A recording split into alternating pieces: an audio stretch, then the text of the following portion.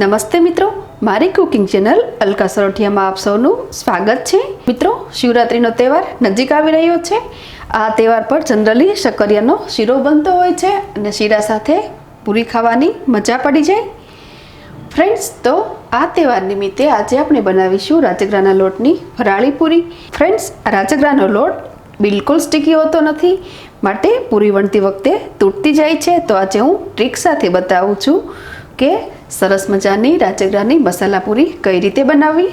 તો ફ્રેન્ડ્સ, રાજગરાની પૂરી બનાવવા માટે મેં અહીંયા લીધેલ છે 1 કપ એટલે કે 100 ગ્રામ રાજગરાનો લોટ, સાથે જ મેં લીધેલ છે અડધો કપ સૂકી ભાજી। રાજગરાની પૂરી સાથે સૂકી ભાજીનું સરસ એવું કોમ્બિનેશન છે અને પૂરી સાથે હંમેશા સૂકી ભાજી તો ઘરમાં બનતી જ હોય છે। તો ચાલો બનાવી રાજગરાની પૂરી। સૌપ્રથમ આપણે સ્ટીલના મોટા અને પોળા વાસણમાં સૂકી ભાજી લઈશું। આ સૂકી ભાજીને મેશરથી મેશ કરીએ। ફ્રેન્ડ્સ, સૂકી ભાજીમાં એડ કરેલા મીઠા લીમડાના પત્તાને હું રિમૂવ કરી લઉં છું। સૂકી ભાજીને સાવ સ્મૂથ મેશ કરીશું।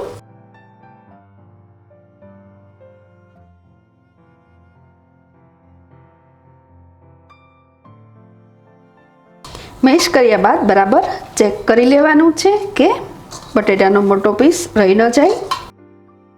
તો આ સૂકી ભાજી એકદમ સ્મૂથ સરસ રીતે મેશ થઈ ગઈ છે। તો તેમાં એડ કરીશું રાજગરાનો લોટ, બરાબર મિક્સ કરીએ। ફ્રેન્ડ્સ, સૂકી ભાજીમાં તેલ, મસાલા તેમજ મીઠું અથવા સિંધાલુણ હોય છે, માટે આ લોટ તૈયાર કરવામાં એક્સ્ટ્રા મીઠું કે મસાલા એડ કરવાની બિલકુલ જરૂર રહેતી નથી।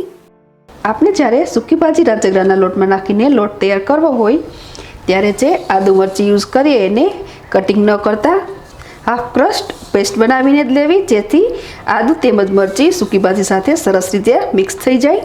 તેમજ સિઝનિંગમાં નાખેલ જીરું પણ આ પૂરીને સરસ સ્વાદિષ્ટ બનાવે છે। હવે જરૂર મુજબ પાણી યુઝ કરીને આપણે લોટ તૈયાર કરીએ।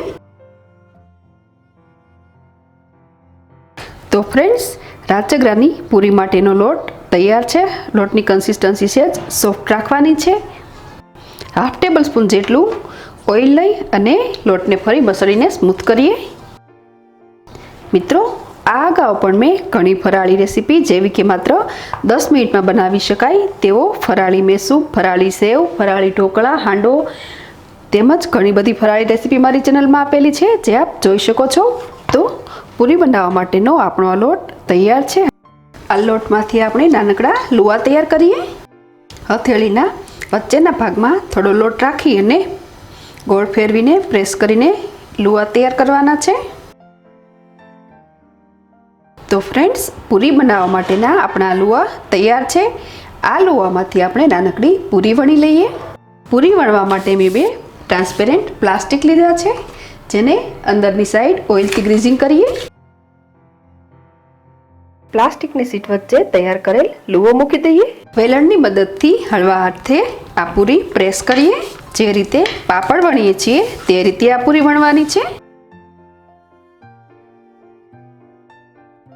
ફ્રેન્ડ્સ, આ પહેલી રીત કે જેમાં આપણે પૂરીને વેલણથી પ્રેસ કરીને વણેલી છે। હવે બીજી રીત સાવ આસાન છે। બીજી રીતથી પૂરી બનાવવા માટે પણ પ્લાસ્ટિકની સીટ વચ્ચે તૈયાર કરેલ લુવો મૂકી દઈએ। આ બોલ્સને ફ્લેટ બોટમ વાળા વાસણથી હળવા હાથે પ્રેસ કરીશું। તો ફ્રેન્ડ્સ, આ રીતે પણ જેટલી પાતળી પૂરી બનાવવી હોય એટલી બની શકે। મિત્રો, તો આપણી પૂરી પ્રેસ થઈ ગઈ છે અને સરસ ઇનફ પાતળી પણ છે। તો હવે આ પૂરીને એક પ્લેટમાં લઈ લઈએ અને સેમ વે આપણે બધી જ પૂરીઓ રેડી કરીએ। હવે આપણે આ પૂરીઓ ફ્રાય કરી લઈએ।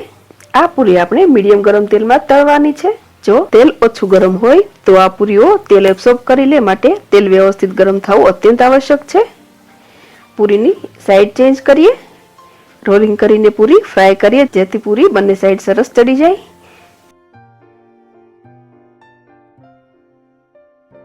સરસ બ્રાઉનિશ થઈ ગઈ છે, તો આ પૂરીને લઈ લઈએ।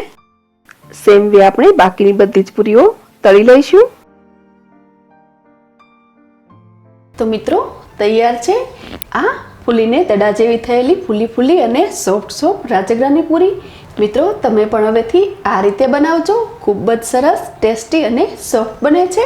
પણ લાઇક, શેર અને સબસ્ક્રાઇબ કરવાનું ભૂલશો નહીં. ફરી મળીશું નવી રેસીપી સાથે. Thanks for watching.